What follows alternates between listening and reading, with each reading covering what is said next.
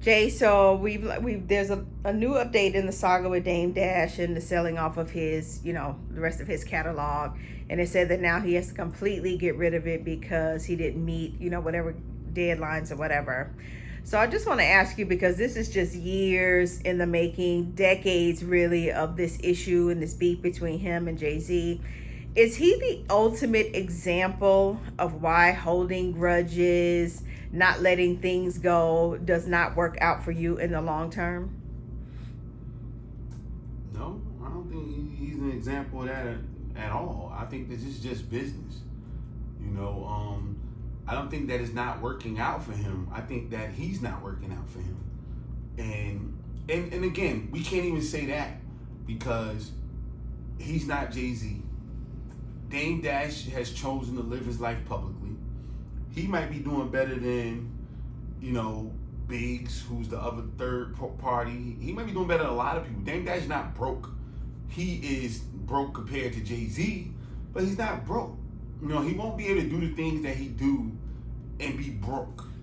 But we love to talk that dumb shit because we're just ignorant like that. You know what I mean? And it's sad, but he's not broke.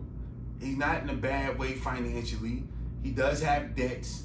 I just think that the way he lives out loud is not conducive for the way he lives in private. Meaning, he wants this private life of leisure and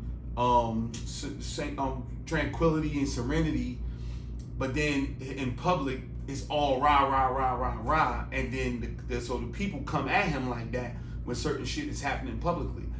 What he owns in Rockefeller is an asset.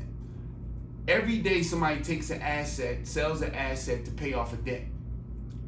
A lot of people are like, all right, shit, I ain't giving them $1 million, get rid of them few cars or get rid of a property that I have and take that. You know what I'm saying? That's what you acquire assets for. To have, but if everybody goes through financial hardship in some way, shape, form, fashion, or have a bill, and he just using that to pay that. Fine, there's nothing wrong with that, but it's because it's who he is. And then you look at the contrast between him and Jay-Z being, on paper a billionaire, and them starting together, and he's gonna be forever tied to him with that. Hopefully, this creates a little bit of separation with them because Dame Dash have a lot to offer, but he has a business philosophy that hasn't changed forever, and I think that it needs to shift in some ways. Especially for him being in the public. But I mean, the guy, he lives in Florida, he shows his nice property in Florida, supposed to be like a bunch of acres, you know what I mean? Then he got like 20 something acres of land on a ranch in Montana. Broke people don't have that. You know what I'm saying? Like, that's just real talk. Like, broke people don't have that. This man has millions of followers on social media. So just him being who he is, he's able to make money off of that. Anybody, you don't have to be Dame Dash. You can just be anybody. And Dame can, he's been to like Harvard, he's been to all these places speaking. So like they're paying him for that. You know what I'm saying? He's not broke. He has his philosophy that he has to take every dollar that he has and put it back into a business. And I think that I get it from being somebody who understands the street and been in the street, like what he talks about, but it's definitely not the same. You know what I'm saying? It's definitely not the same. That the street is the street, this is this. But that's for him. That's his money, that's his business. But the biggest problem doesn't have anything to do with holding a grudge. It's just Dame lives his life out loud, and he's gonna be forever, no matter once he croak, Jay-Z croaks, they both are gonna be forever tied to each other in one way, shape, form, or fashion.